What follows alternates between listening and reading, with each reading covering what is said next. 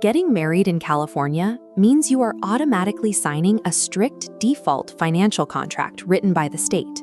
It's called community property law.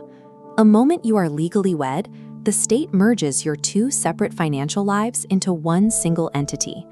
This chart shows exactly how that default legal path ends. If the marriage is ever dissolved, that single entity splits cleanly in half, an automatic 50-50 division of all marital wealth. You might want to opt out of that default path. You may need to protect a business you've built, clarify who is responsible for an old debt, or safeguard specific assets. But if you take your legal cues from pop culture, you probably think a prenup is an ironclad, all-controlling document that can dictate your spouse's behavior. We need to strip away the Hollywood hype. Today, we are going to define exactly what California law actually allows a prenup to cover in 2026. If you pay a lawyer to draft a bloated agreement full of unenforceable clauses, a judge will simply throw the entire document in the trash. A valid prenup is strictly a financial tool, not a behavioral one. Failing to understand this distinction risks the very assets you are trying to protect. Now, the safe zone. The left side of this chart highlights enforceable financials. Under California law, a prenup is strictly limited to covering property, debt, and business interests. Look at the business and future wealth clause.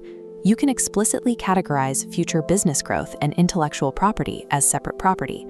Practically, this shields a startup's future scaling and investment appreciation from community property division later on.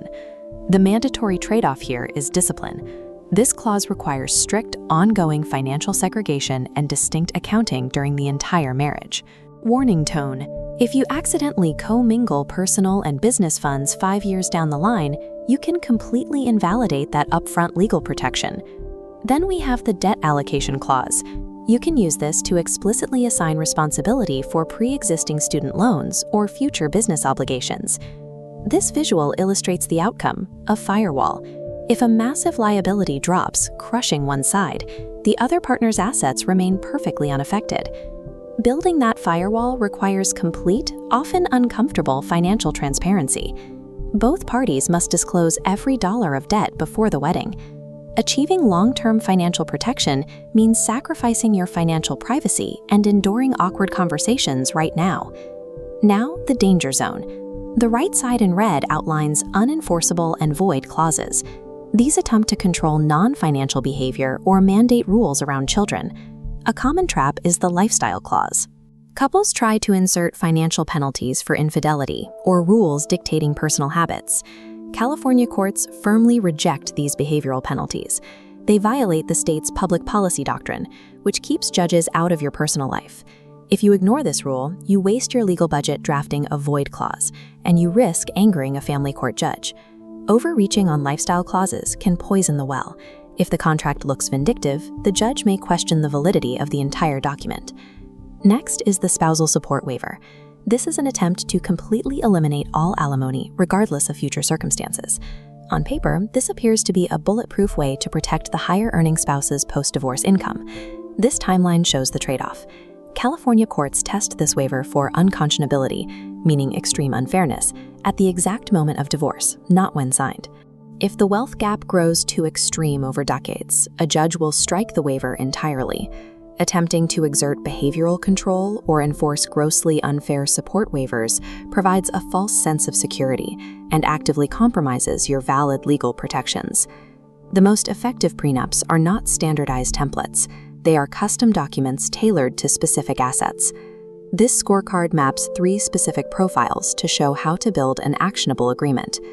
First is the entrepreneur. This is someone bringing a startup or high future earning potential to the table. The entrepreneur needs to focus strictly on clauses that separate future labor and business growth from community property. Second is the inheritor. This is someone holding existing generational wealth, trusts, or real estate, who must securely ring-fence family inheritances. They should focus entirely on present-day asset identification, shielding it from the marriage. Third is the pragmatist. This represents average couples bringing student debt or modest savings into the union. The pragmatist should use the prenup to definitively allocate debt.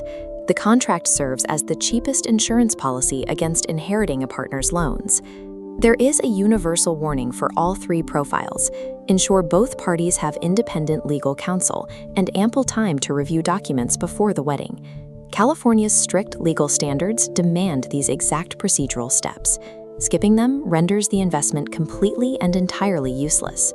A California prenup is a legal scalpel meant for financial clarity and not a sledgehammer for behavioral control. Using it precisely guarantees a confident, transparent start to the marriage.